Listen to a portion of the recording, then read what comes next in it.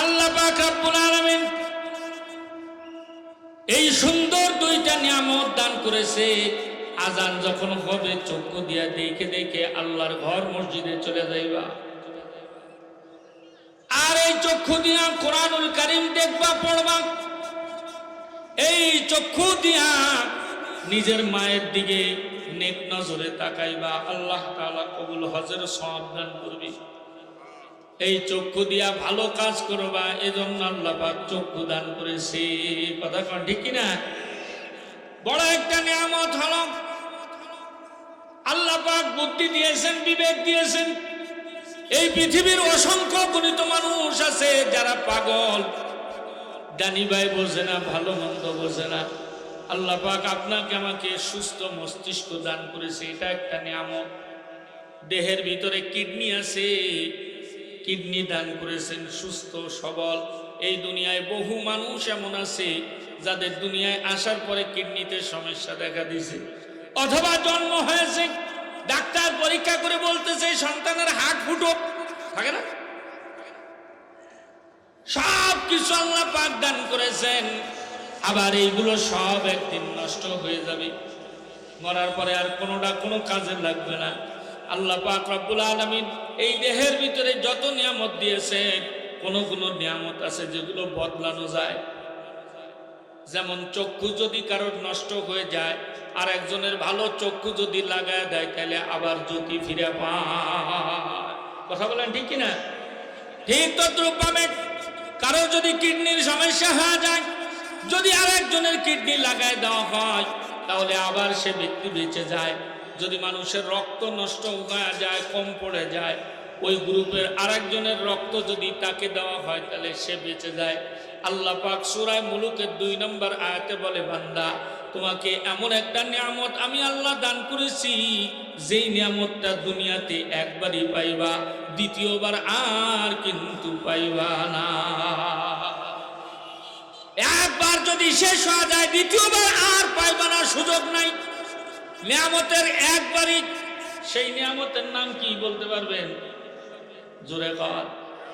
আল্লাযী খালাকাল মাউতা ওয়াল হায়াতা লিয়াবলুয়াকুম আইয়ুকুম আহসানু আমালা।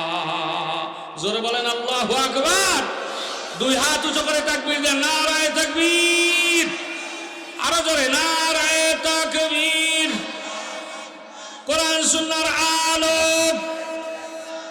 নারায়ে তাকবীর। হাত নামা। আল্লাহ পাক রব্বুল আলামিন বলে, বান্দা এই হায়াত এত দামি, পৃথিবীর সব মানুষ মিলে যদি তোমাকে হায়াত দিতে চায়, 1 সেকেন্ডের হায়াতও তোমাকে কেউ দিতে পারবে না। আবার এই হায়াত কিন্তু একদিন শেষ হয়ে যাবে, মৌতের মাধ্যমে।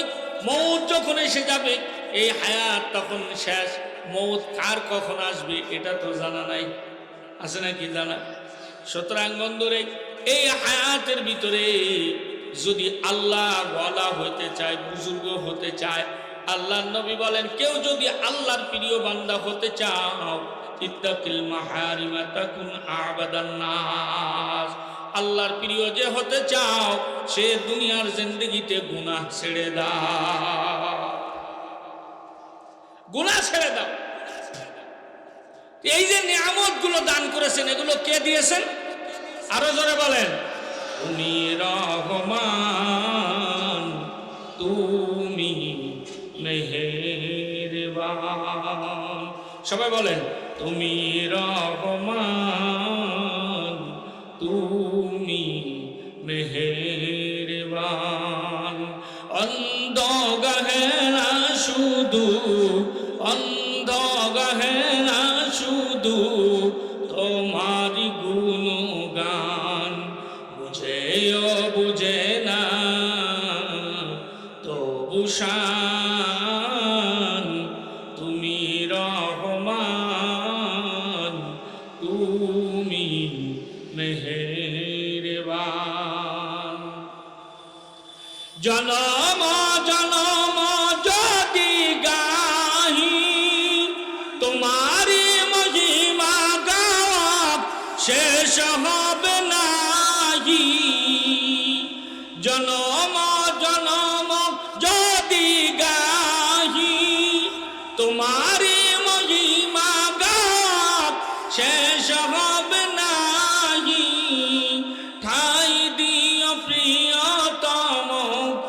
গো দয়াবান তুমি রহমান তুমি মেহেরবান। জোরে বলেন আল্লাহু আকবার। এই হায়াতটাকে কাজে লাগানোর জন্য আপনাকে আমাকে জিন্দেগিতে কিছু নেক আমল সাথে জুড়ানো লাগবে।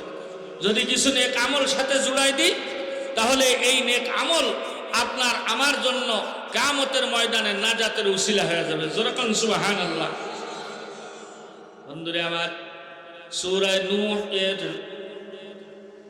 10, 11 এবং 12 নম্বর আয়াত তেলাওয়াত করেছি। আল্লাহ পাক রব্বুল আলামিন বলেন, এ পৃথিবীর মানুষেরা, আমার নবীকে দিয়ে আমি পৃথিবীতে ঘোষণা দিয়ে দিলাম, দুনিয়ার মানুষ যত পাপ কাজ করেছো, যত বড় পাপী হও না কেন, দুনিয়া ভরে ফেলেছো পাপ করে, আসমান ভরে ফেলেছো, পাহাড়ের থেকেও ভারী গুনাহ করে ফেলেছো, আমি আল্লাহ পাক রব্বুল আলামিন ঘোষণা দিয়ে দিলাম, ফাকুল তুস্তাগফিরু রাব্বাকুম ইন্নাহু কানা গফফারা। জোরে বলেন আল্লাহু আকবার। আল্লাহ পাক রব্বুল আলামিন বলেন, এ বান্দা, তুমি যত গুনাহ করো না কেন, তোমার গুনাহ যত বেশি হোক না কেন, তোমার গুনার থেকেও 1000 কোটি গুণ বেশি হলো আমার ক্ষমা। সুবহানাল্লাহ। পৃথিবীর মানুষ যত গুনাহ করে এর থেকে 1000 কোটি গুণ ক্ষমা হলো আল্লাহ। দুনিয়ার মানুষ একবার দুইবার মাফ করে আর মাফ করতে চায় না। দুনিয়ার মানুষ একটু বড় অপরাধ করে বসলে তাও ক্ষমা করতে চায় না। আর আল্লাহ তাআলা যেহেতু নিজের হাতে নিজের বান্দারে বানাইছে, এজন্য বান্দা 1000 বার গুনাহ করলেও আল্লাহ তাআলা ডাকতে থাকে, বাজা আ বাজা আ, 1000 বার তওবা শিকস্তি বাজা আ, বাজা আ বাজা আ, 1000 বার তওবা শিকস্তি বাজা আ, গরচ বুতপরস্তি গরচ গেবর বুতপরস্তি বাজা আ। আয় বান্দা, আমি আল্লাহর কাছে ক্ষমা চা, পৃথিবীর কেউ ক্ষমা না করলেও আমি আল্লাহ ক্ষমা করে দেব। সুবহানাল্লাহ বলে। এত মায়া, এত মহব্বত, এত ভালোবাসা আল্লাহর সাথে বান্দা। কারণ আল্লাহ রসুল বুঝাইতে যায় বলেন, এ পৃথিবীর মানুষেরা বলো, একজন মার যদি একটা সন্তান হারায় যায়, ওই মা কি ওই সন্তানের কথা কোনোদিন ভুলতে পারবে? কথা কারণ সবাই বলেন পারবে? মনে করেন ওই মার আরো 10টা সন্তান হয়েছে পরে, হারায় যাওয়ার পরে, তারপরেও কি ওই হারানো সন্তানের কথা ভুলতে পারবে? দেখবেন যে ঈদের দিনও সবাই আনন্দ ফুর্তি করতেছে, কিন্তু যে মার সন্তান হারায় গেছে সে এক কোনায় বসে আছে, মনটা খারাপ। যদি মানুষ জিজ্ঞেস করে, রে মা, সবাই বড় খুশি, তোমার সন্তানরা খুশি, স্বামী খুশি, ভাই ভাগার আত্মীয় স্বজন সবাই খুশি আনন্দ করতেছে, তুমি কেন ঘরের কোনায় বসে কান্দো? মা বলবে, আরে আমার ওই যে কলিজার টুকরাটা হারায় গেছে, আজকে তোরা তো গরুর গোশত খাচ্ছিস, তোরা সিমাই খাস, এই খাস সেই খাস, আমার ওই কলিজার টুকরা না জানি কোন জায়গায় আছে, কি না জানি খাইতেছে, আমি মা যখন মুখে খানা তুলি আমার ওই সন্তানটার কথা মনে পড়ে যায়। আল্লাহ পাক রব্বুল আলামিনের হাবিব বলেন, একজন মা তার সন্তানকে যত বেশি ভালোবাসে, এর থেকে 1000 কোটি গুণ ভালো আল্লাহ তাআলা তার বান্দাকে বাসে। এই জন্য পৃথিবীর সব মানুষ যদি কারোর উপর রাগ হয়ে যায়, গুসা হয়ে যায় যে না এত পাপের কাজ করেছে আর ভালো লাগে না, আল্লাহর নবী বলেন এরপরেও আল্লাহ তাআলা ওই বান্দার উপরে রাগ হয় না। দেখেন কিতাবের ভিতরে লিখেছে, আল্লাহর নবীর জামানায় একজন ব্যক্তি ছিল, এমন পাপের কাজ করত পৃথিবীর মানুষের কাছে ওর পাপের কথা বলা যায় না। সে করত কি, মানুষ যখন লাশ দাফন করে আসতো, ও কবরে নাই না, লাশের গায়ের কাফনের কাপড় চুরি করে বিক্রি করে দিত। নাউজুবিল্লাহ বলে। এমন নিকৃষ্ট ছিল, মানুষ যখন লাশ দাফন করে দিয়ে আসতো, ওই লাশের কাপড় খুলে সে বিক্রি করতো বাজারে। কিতাবের ভিতরে রাখে। একদিন রাত্র বেলায় একটা কবরের ভিতরে নামছে লাশের থেকে কাফনের কাপড় চুরি করার জন্য।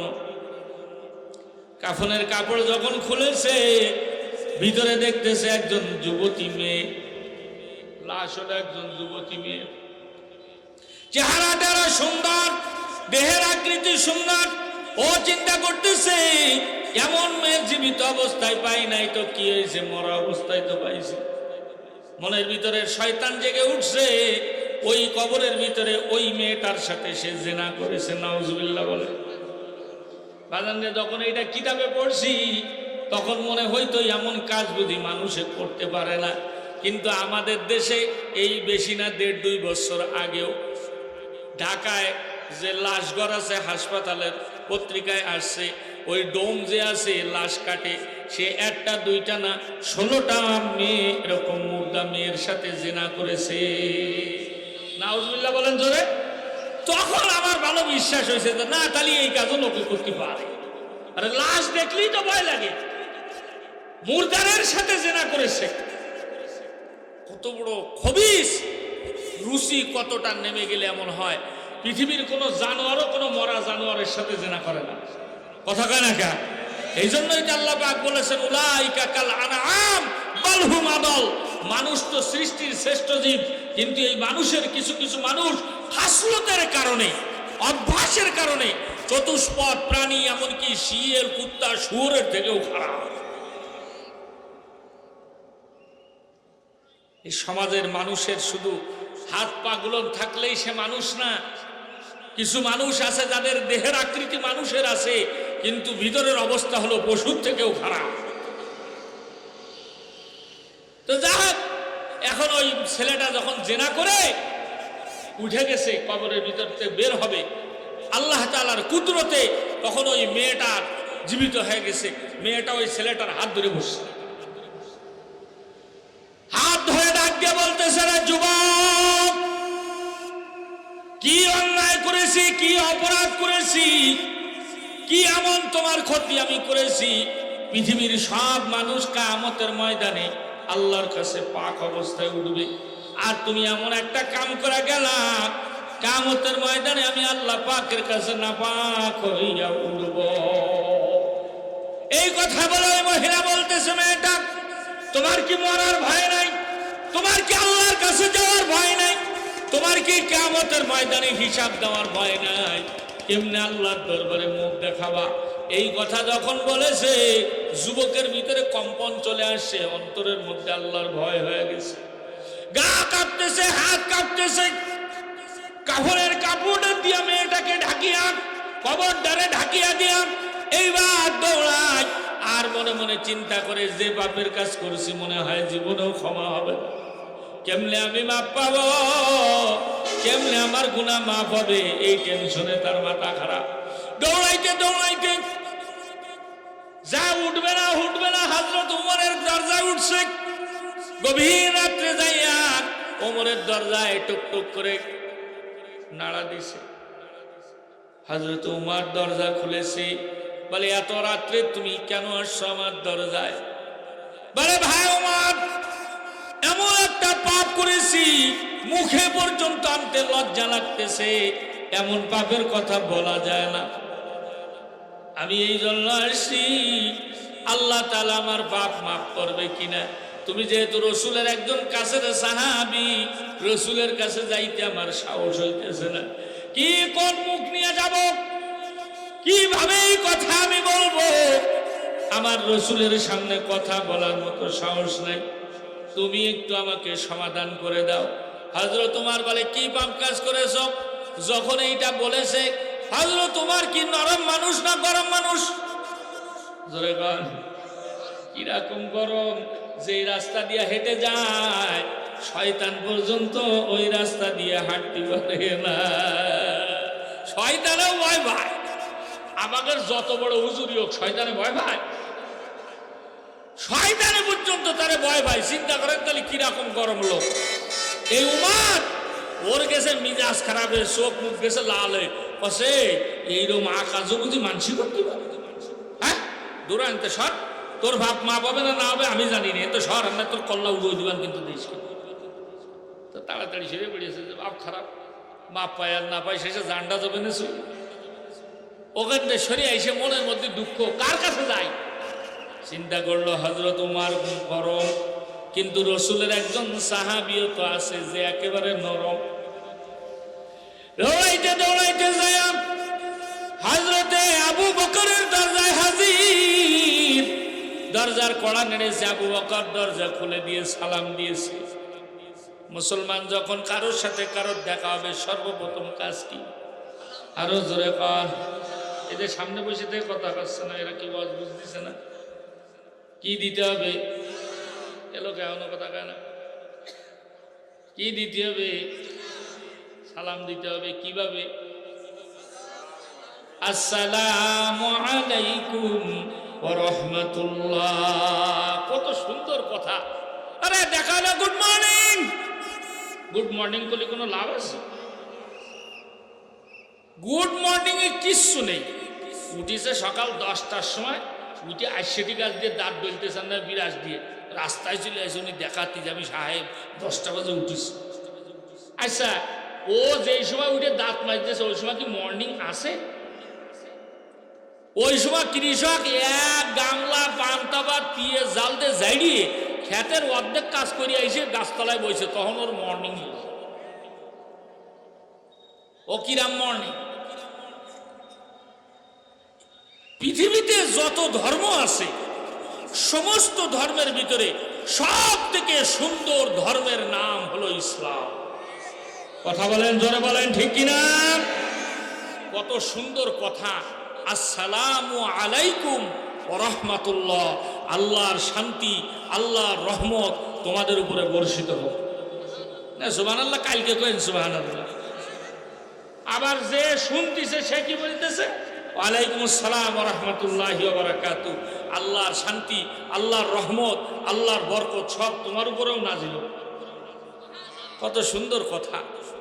আল্লাহর নবী বলেন, বুখারী শরীফের হাদিস, কয়েকটা কাজ বেশি পরিমাণে করবা, এর মধ্যে একটা হলো আফসুস সালাম, বেশি পরিমাণে সালাম দিবা। যেরকম সুবহানাল্লাহ।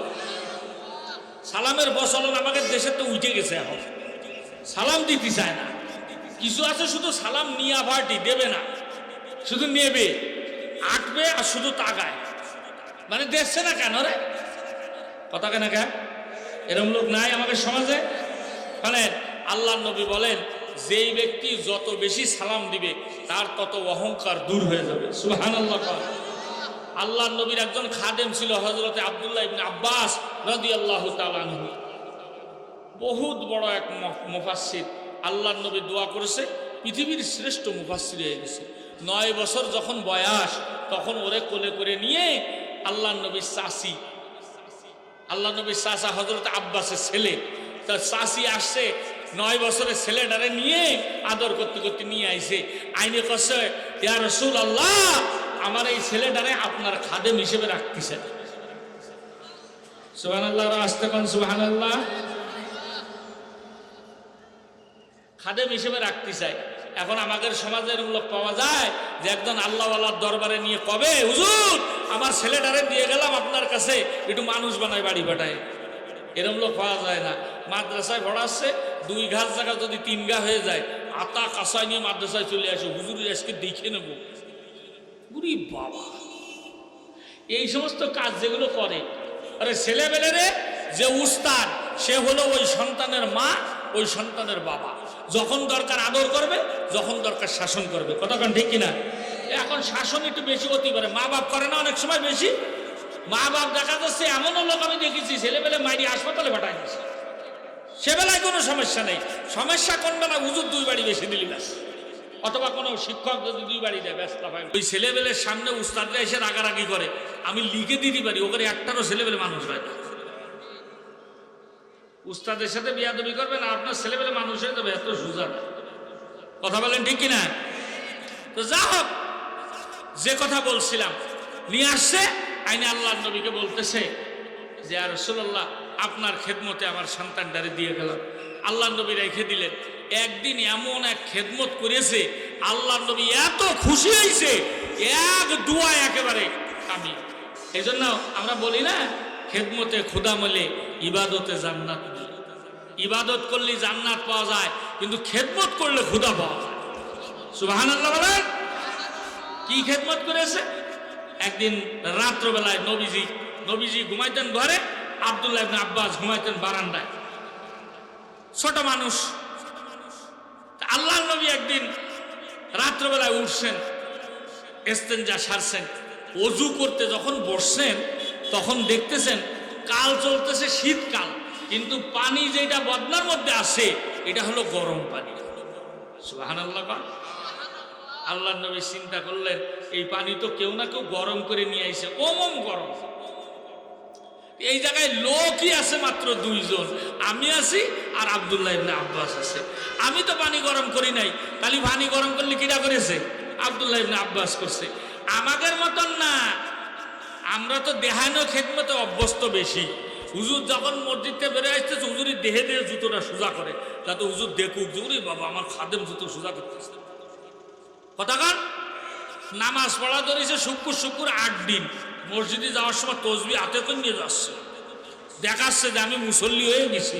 আবার মসজিদ থেকে বাইরে হওয়ার সময় তসবিহ টিপতেছে, যায় নামাজ কান্দে করে। আমাকে কয়েকদিন আগে, আমি যে মসজিদে আগে ইমামতি করতাম পালবাড়ি মোড়ে, উনি একজন আমারে দাওয়াত দিছে একদিন খাওয়ার জন্য। তো গেছি, তো উনি আমারে বলতেছে খাওয়ার শেষে, আমি বলতেছি ভাই কি জন্যই দাওয়াত দিয়েছেন?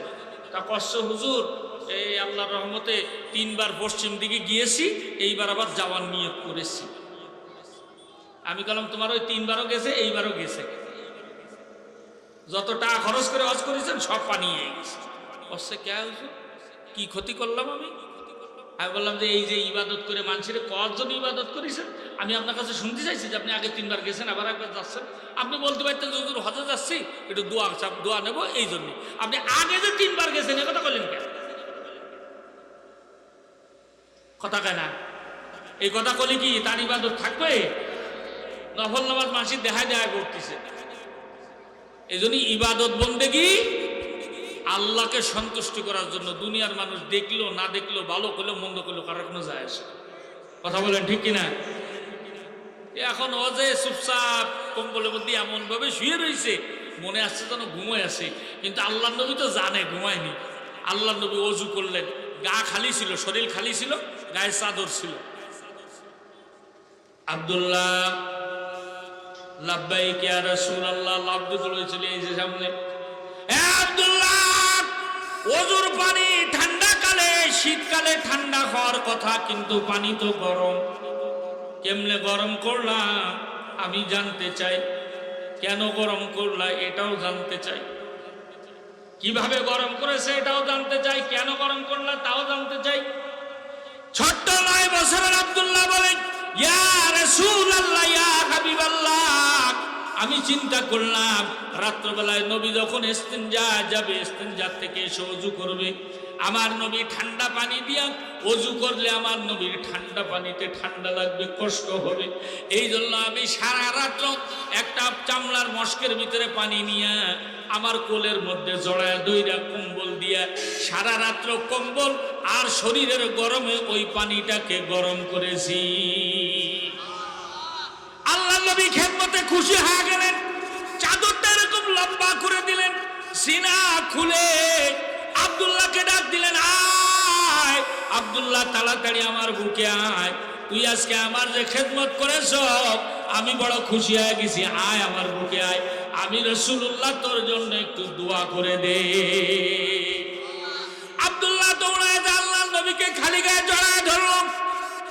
আল্লাহর নবী 2 হাত উঁচা করে দোয়া করলেন, আল্লাহুম্মা আল্লিমহুল কুরআন ওয়া ফাক্কিহু ফিদ্দীন। আল্লাহ ইবনে আব্বাসকে কোরআনের যত ইলম মানুষকে দান করবা, সব থেকে বেশি ইলম তুমি আব্দুল্লাহ ইবনে আব্বাসকে দিবা। এই জন্য তাফসীরের কিতাবে যত জায়গায় আব্দুল্লাহ ইবনে আব্বাসের তাফসীর লেখা আছে, ওর আগে লেখা আছে রঈসুল মুফাসসিরিন, পৃথিবীর সমস্ত মুফাসসিরের সর্দার। বন্ধুরে আমার, এইবার ওই ব্যক্তি চলে গেল হযরত আবু বকরের কাছে। আবু বকর সালাম দিলেন, সালাম দিয়া ঘরের ভিতরে বসাইলেন। ঘরের ভিতরে বসায়া কিছু মেহমানদারি করলেন ওই রাত্রে। এইবার জিজ্ঞাসা করলেন, ভাই কেন আসছো? বলে, আবু বকর, এমন একটা পাপের কাজ করে ফেলেছি, যেই পাপের গুনাহ মাফ হবে কিনা আমি জানি না। এই মাফ হবে কিনা এটা জানার জন্য তোমার কাছে আসছি। আবু বকর বলে, কি হয়েছে তোমার? বলে, এই পাপের কাজ করছি। টাকা দেখে আবু বকরের চেহারা লাল। আবু বকর বলতেছে, এই কথা যদি আগে বলতে তোমার এই জীবনেও আমি ঘরেও ঢুকতে দিতাম না, পানিও খাওয়াইতাম না। যাও, বেরো যাও, এখনই সর। ওই ব্যক্তি ঘরের থেকে বের হয়ে এইবার চিন্তা করলো, ওমরের কাছে গেলাম, খেদায়া দিল। আবু বকরের কাছে গেলাম, খেদায়া দিল। রাসূলের কাছে যাইতে চাইছিলাম না, কিন্তু এখন যে পরিবেশ দাঁড়াইলো, রাসূলের কাছে না যায় আমার আর উপায় নাই। এই বেলায় ফজরের আজান দিতেছে, সাহাবী যা মসজিদের মধ্যে বসে আছে ওই লোকটা। আল্লাহু আকবার, নবীজি আমার নামাজ পড়াইলেন। ফজরের নামাজ পড়ে যখন ঘুরে বসেছেন, অমনি চলে আসছে, সালাম দিয়া বলে, ইয়া রাসূলুল্লাহ, ইয়া হাবিবাল্লাহ, বড় একটা পাপের কাজ করেছি, ইয়া রাসূলুল্লাহ, এই পাপ মাফ হবে কিনা আমি জানি না। আল্লাহ নবীর অভ্যাস ছিল, কোন ব্যক্তি যদি পাপের কথা বলতেও চাইতো, আল্লাহ নবী নিষেধ করে দিত, না, পাপের কথা আমি শুনবো না। সুবহানাল্লাহ। আমরা অনেকে আছে গুনাহ করি, আবার বন্ধু বান্ধবের কাছে যায় গল্প করে ওইটাকে জানান দিই, আমি এই কাম করে আসছি। ও বন্ধু, কেউ যদি গুনার কাজ করে অন্য কারোর কাছে বলে, তাহলে ওই মানুষটা তার গুনার সাক্ষী হয়ে যায়। সাক্ষী হয়ে যায়। সাক্ষী হওয়ার অর্থই হলো, আল্লাহ তাআলা যদি গুনাহ মাফ করেও দেয়, কিয়ামতের ময়দানে ওই ব্যক্তি তো উঠে বলবে, আল্লাহ ওই দিয়ে এই পাপের কাজ করিল, আমার কাছে কইছে। তখন তো ধরা খেয়ে যাবে। এই জন্য পাপের কাজ তো করাই যাবে না। যদি কখনো পাপ হয়ে যায়, কারোর কাছে বলা যাবে না, তওবা করে নিতে হবে। তো এখন আল্লাহর নবী না শুনে বললেন, দেখো, যদি এই সমুদ্রের বালি পরিমাণ পাপও তোমার হয়ে যায়, আল্লাহ তাআলা তোমার পাপ মাফ করে দিবে। সুবহানাল্লাহ বলেন। সাহাবী বলে, ইয়া রাসূলুল্লাহ, ইয়া হাবিবাল্লাহ, আমার গুনাহ বোধহয় এই জমিনের বালির থেকেও বেশি। আল্লাহর নবী বললেন, সাহাবী, যদি আসমানের যত তারকা আছে সব তারকার সমান গুনাহ তোমার হয়, তবুও আল্লাহ পাক তোমার গুনাহগুলো মাফ করে দিবে। সাহাবী বলে, ইয়া রাসূলুল্লাহ, ইয়া হাবিবাল্লাহ, আসমানের যত তারকা আছে তার থেকেও আমার গুনাহ বেশি। আল্লাহর নবী বললেন, সাহাবী, পাহাড়ের থেকেও ভারী যদি তোমার গুনাহ হয়, আল্লাহ পাক রব্বুল আলামিন তোমার তবুও গুনাহ মাফ করে দিবে। ওই ব্যক্তি বলে, ইয়া রাসূলুল্লাহ, পাহাড়ের থেকেও অনেক ভারী আমার গুনাহ। এইবার আল্লাহর নবী জিজ্ঞাসা করলেন, এত কি ভয়, এত কি গুনাহ করে ফেলেছো? দেখি আমার কাছে বলো, কি গুনাহ তুমি করেছো? সাহাবী মাথাটা নিচের দিকে দিয়া চোখের পানি ফেলার কান্দে আর বলে, ইয়া রাসূলুল্লাহ, ইয়া হাবিবাল্লাহ, আমি এমন একজন নিকৃষ্ট চোর, আমি কবরের ভিতর থেকে কাফনের কাপড় চুরি করি। ওগো আল্লাহর নবী, এই গত রাত্রে এক কবরের মধ্যে কাফনের কাপড় যখন খুলছি, মেয়েটা দেখি একেবারে যুবতী লাশ। আমি শয়তানের ধোঁকায় পড়ে তার সাথে পাপের কাজ করে ফেলেছি, জিনা করে ফেলেছি। ওগো আল্লাহর নবী, আমি যখন উঠতে যাব তখন ওই লাশটা আমাকে এই কথাগুলো বলেছে। আমার দিলে এখন আল্লাহর ভয়, আমি কেমনে মরবো, কেমনে আল্লাহর কাছে যাব, গুনাহগুলো নিয়ে কেমনে আল্লাহর সামনে মুখ দেখাবো, আমার গুনাহ মাফ হবে কিনা এইটা জানার জন্য আপনার কাছে আসছি। সাহাবী তাকায় দেখে আল্লাহর নবীর চক্ষু ভিজে গেছে, চক্ষু দিয়া পানি পড়ে, সে দাড়িগুলো ভিজে গেছে। আল্লাহর নবী রাগ হয়ে গেলেন, আর ওই সাহাবীর গায়ে ধাক্কা দিয়া বললেন, তুমি এমন পাপের কাজ করেছো, এমন পাপও বুঝি মানুষ করতে পারে, আমি তো জীবনেও শুনি নাই। বেটা, তুমি এমন কাজ কেমনে করলাম? এমন নিকৃষ্ট কাজ কিভাবে করো? যাও, আমি রাসূলুল্লাহ জানি না আল্লাহ পাক মাফ করবে কিনা, তবে এই মসজিদে নববীতে আর এক মুহূর্ত বসবা না, যাও, বের হয়ে যাও।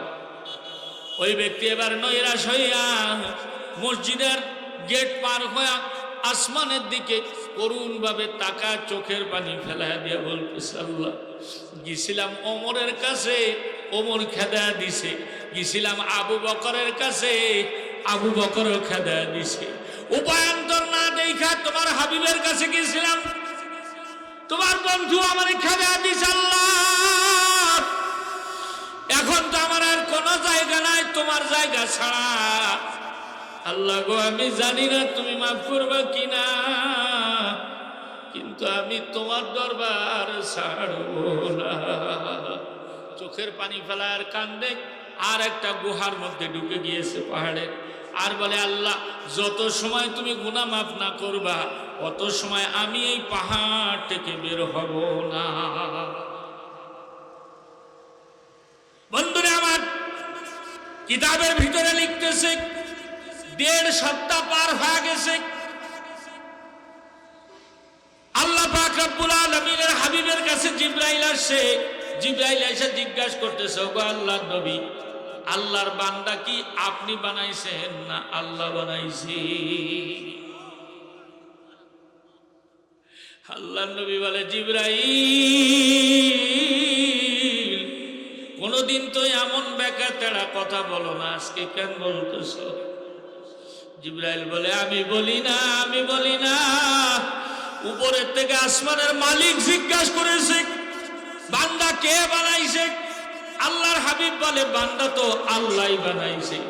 আল্লাহ পাক ডাক দিয়া বলে, হাবিব, বান্দা যদি আমি বানায় থাকি, আমার বান্দা আপনার কাছে তওবা করতে আসছিল, আপনি খেদা দিলেন কেন? আপনি খেদানোর কিনা? আমি যদি মাফ করে দেই আপনার কোনো সমস্যা আছে? আল্লাহর হাবিব বলে, না। আল্লাহ পাক রব্বুল আলামিন বলে, আমার ওই বান্দাকে আমি মাফ কইরা দিলাম। আল্লাহ নবী বলে, হে আমার সাহাবীরা, তোমরা যারা এখানে উপস্থিত আছো, তোমরা একটু বলো, আমার যে কয়দিন আগে একজন বান্দা আসছিল যে মাফ চাওয়ার জন্য, ওরে যে খেদা দিছিলাম, কই আছে জানো নাকি? একজন সাহাবী বলে, ইয়া রাসূলুল্লাহ, আমি জানি। ওই যে পাশে একটা পাহাড়, ওই পাহাড়ের গুহার ভিতরে আল্লাহর বান্দা সিজদায় পড়ে কাঁদে। আল্লাহ নবী বলে, ডাকতে কে যাইবা? হযরত উমর হাত উঁচা করে বলে, লাব্বাইক ইয়া রাসূলুল্লাহ, ইয়া হাবিবাল্লাহ, আমিও তো অপরাধী, আমারও যাওয়ার দরকার। আমার কাছেও তো গেছিল, আমি খেদা দিছিলাম। এখন যদি তার মাফ হয়ে যায়, তাহলে আমারও তো তার কাছে যাওয়ার দরকার। হযরত আবু বকর হাত উঁচা করে বলে, ইয়া রাসূলুল্লাহ, ইয়া হাবিবাল্লাহ, আমিও তো অপরাধী, ওই ব্যক্তিকে আমিও তো খেদা দিছিলাম, আমিও তাকে ডাকতে যাইতে চাই। দুইজন, আবু বকর ওমর, দুইজনকে অনুমতি দিলেন আল্লাহর নবী। হযরত আবু বকর আর হযরত ওমর দুজনে দৌড়ায় যায়, গুহার গোড়ায় দাঁড়ায় দেখে আল্লাহর বান্দা সিজদায় পড়ে চোখের পানি ফেলাইতেছে। চোখের পানিগুলা মাটি দিয়া পড়ে গড়ায় যায়। আল্লাহর বান্দা সিজদার মধ্যে কাঁদতেছে আর বলতেছে, আল্লাহ, তুমি না গফফার, তুমি না গফুর, তুমি না মহা ক্ষমাশীল। আল্লাহ, তুমি আমার গুনাহগুলো মাফ করে দাও, তুমি আমার গুনাহগুলো মাফ করে দাও।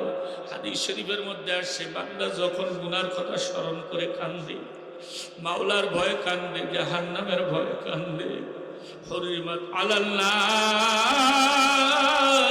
মান বাকাত মিন খাশিয়াতিল্লাহ, যে আল্লাহর ভয়ে চোখ দিয়ে পানি বের হয়, জাহান্নামের ভয়ে চোখ দিয়ে পানি বের হয়, ওই ব্যক্তির উপরে জাহান্নাম হারাম হয়ে যায়। হাদিসে কুদসির মধ্যে এসেছে, আল্লাহ পাক রব্বুল আলামিন ঘোষণা করেন, বান্দা যখন কান্না শুরু করে দেয়, চোখের পানি যখন ফেলায়, আল্লাহ পাক রব্বুল আলামিনের কুদরতি অন্তরের মধ্যে জোশ মেরে ওঠে। আল্লাহু আকবার বলেন, আরো জোরে বলেন, আল্লাহু আকবার। আল্লাহ পাক তখন বান্দার কাছে হাজির হয়ে যায়, আর আল্লাহ পাক রব্বুল আলামিন নিজে কুদরতি হাত দিয়া বান্দার চোখের পানিগুলা মুছে দিতে থাকে আর বলতে থাকে, বান্দা তোরে পৃথিবীর কেউ বানায় নাই, আমি আল্লাহ বানাইছি, বড় মায়া করে বানাইছি, বড় দয়া করে বানাইছি। তুই যখন কান্দ আমি আল্লাহর বড় মায়া লেগে যায়, এই জন্য আমি আল্লাহ তখন আর সহ্য করতে পারি না।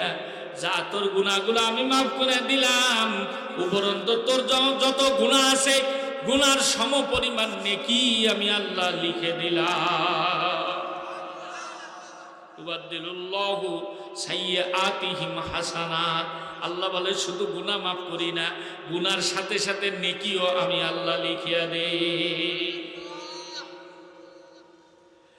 এখন ওই ব্যক্তি কাঁদতেছে, ওখানে ওরা দুইজন গেছে, যায় দেখতেছে সেজদায় পড়ে কাঁদতেছে, ওরা দুজন ডাকতেছে, ও ভাই ওঠো ওঠো, সেজদার থেকে মাথা উঠাও, আল্লাহ পাক তোমার গুনাহ মাফ করে দিয়েছে। ওই ব্যক্তি সেজদার থেকে মাথা উঠায় না, ডাক দিয়ে বলে, কারা তোমরা দুইজন? দুইজনে পরিচয় দেয়, একজন বলে আমি রাসূলের সাহাবী আবু বকর, আর একজন বলে আমি রাসূলের সাহাবী উমর। আমাদেরকে নবীজি পাঠাইছেন তোমাকে ডাকিয়া নিয়ে নবীর দরবারে হাজির করার জন্য। ওই ব্যক্তি এবার সিজদার থেকে মাথা উঠায় পাগলের মতো দৌড়ায় যায় নবীজির কাছে, যায় নবীজিরে জড়ায় ধরেছে। নবী ওই ব্যক্তির মাথায় হাত বুলায় আর বলে, বান্দা কি তওবা করা করলি,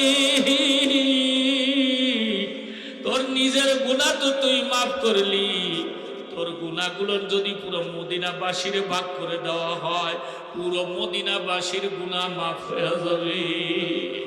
বাবা আপনি আমি তওবা করতে চাই না, তওবা করলে তার ইজ্জত বেড়ে যায়, তওবা করলে তার রেজেকে বরকত হয়, তওবা করলে আল্লাহ তাআলা তাকে ভালোবাসে।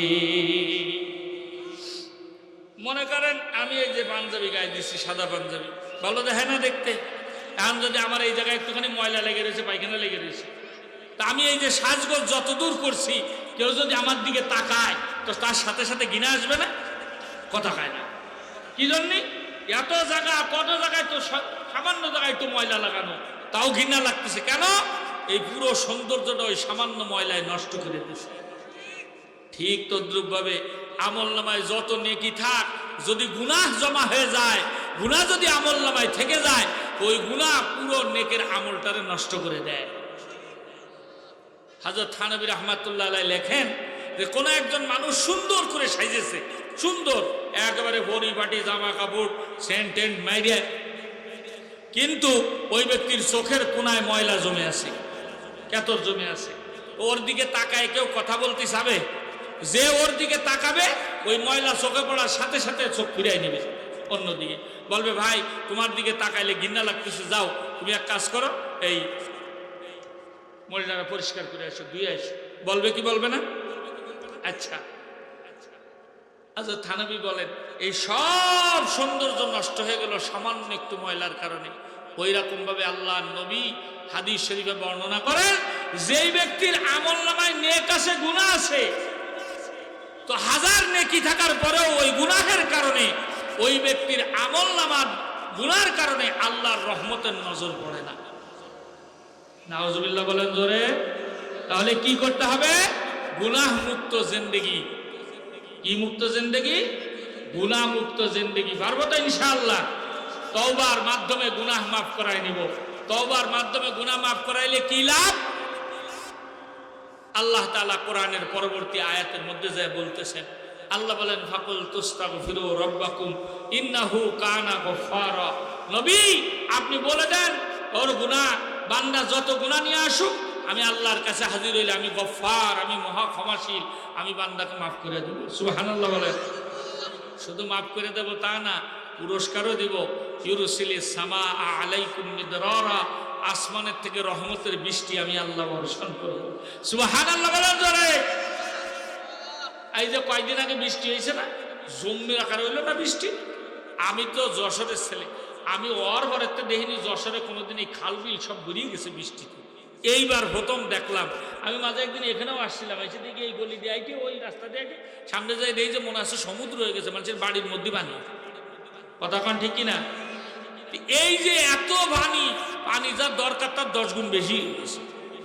তাহলে আল্লাহ পাক বলেন রহমতের পানি দেবো, মানে আসমানের পানি সবসময় রহমত থাকে না, কখনো কখনো বান্দার জন্য গজব হয়ে যায়।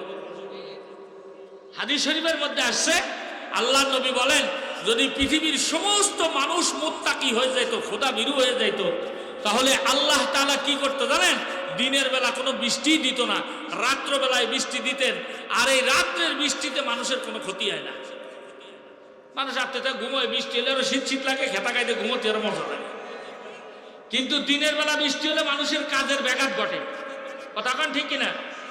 আল্লাহ তাআলা বলেন, ওয়ালাউ আন্না আহলাল কুরা আমানু ওয়াত্তাকাউ লাফাতাহনা আলাইহিম বারাকাতুম মিনাস সামাই ওয়াল আরদ। আল্লাহ পাক রব্বুল আলামিন বলে, কোন এলাকার মানুষ যদি মুত্তাকি হয়ে যায়, খোদা ভীরু হয়ে যায়, আমি আল্লাহ পাক ওদের জন্য আসমানের দরজাও খুলে দেব, বরকতের দরজা, জমিনের বরকতের দরজাও আমি আল্লাহ খুলে দেব।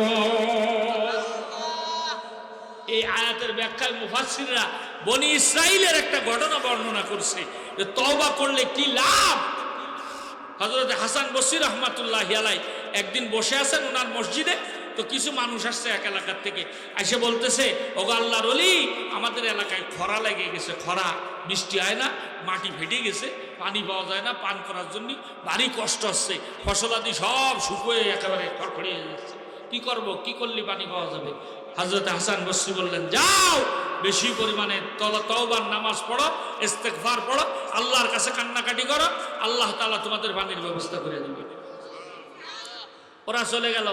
কিছু সময় পরে আরেক গ্রুপ আইছে, ওরা এসে বলতেছে, নবী, আমাদের এলাকায় ফসল তো ভালোই হয় কিন্তু ফুকা লেগে যায় খুব। আমাদের এক সময় হয় না এরকম, ফসল হয়েছে কুয়াশায় একেবারে ফুকা মুকা সব শেষ।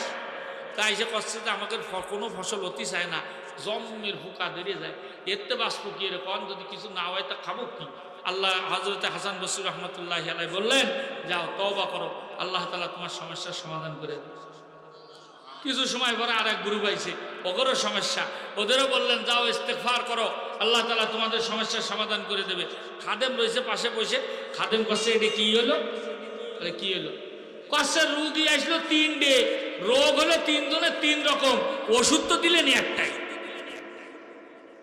হযরত হাসান বসরি রাহমাতুল্লাহি আলাইহি বলেন,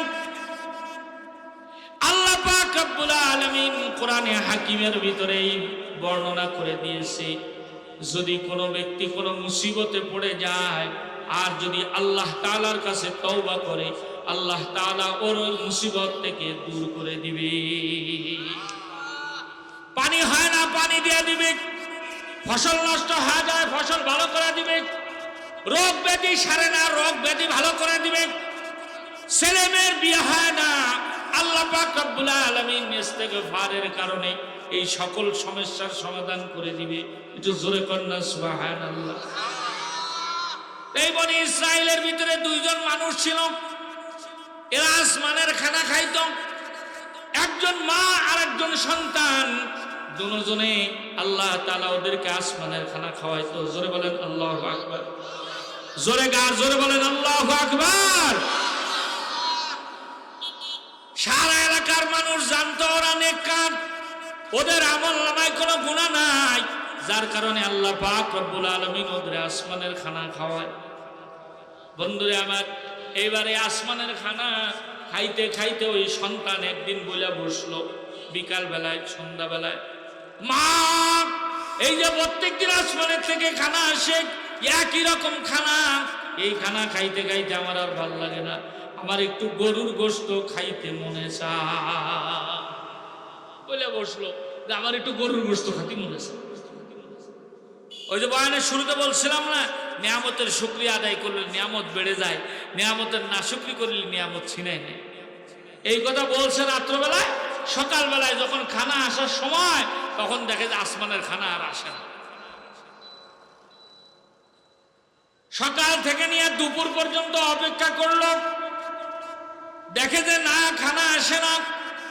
দুপুর বেলা যখন খানা আসে নাই, মা বুঝে ফেলেছে যে আল্লাহ তাআলার নিয়ামতের নাশুকরি করেছে, এই জন্য এদের খানা আসা বন্ধ হয়ে গেছে। আমাদের সন্তানকে বললেন, সন্তান, তুমি গতকালকে রাত্রে বলেছিলা আসমানের খানা একই খানা বারবার খাইতে আর ভালো লাগে না, একটু গরুর গোশত খাইতে মনে চায়।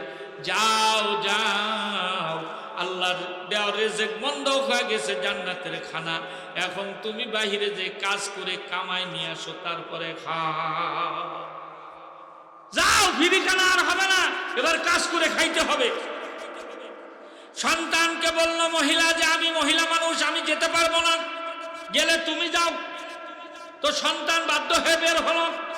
আমাদের যেমন যশোরের চৌরাস্তায় দেখবেন সকালবেলায় অনেক কিষেনরা বসে থাকে, শ্রমিকরা বসে থাকে, ঠিক না?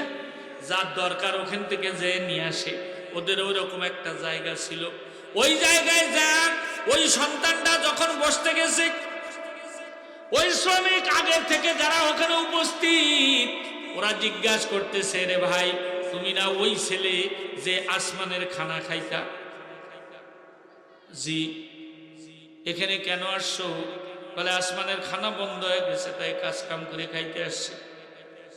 ওই ব্যক্তিরা বলতেছে, তুই এত বড় পাপী, আসমানের খানা খাইতি, নিশ্চয়ই কোনো পাপ কাজ করেছো, যার কারণে তোমার আসমানের খানা বন্ধ হয়ে গেছে। যাও, এখান থেকে সরে যাও। তুমি যদি এই তোমার মতো পাপী যদি এই জায়গায় থাকে, তাহলে আমাদের খানাও বন্ধ হয়ে যাবে। যাও, এখান থেকে সরো। ওখান থেকে খেদা দিল। চিন্তা করলো আর এক বাজারে যাই। ওই বাজারেও যখন গিয়েছে, ওই বাজারের মানুষগুলো তাকে একই কথা বলে দূর দূর করে তাড়িয়ে দিয়েছে। এখন দেখলো আর কোনো উপায় নাই, দুনিয়ার মানুষ সবাই খেদাইতেছে, সবাই জানে তোরা জান্নাতের খানা খাইতো। এবার ঘুরে ফিরে সেই বাড়ির দরজা।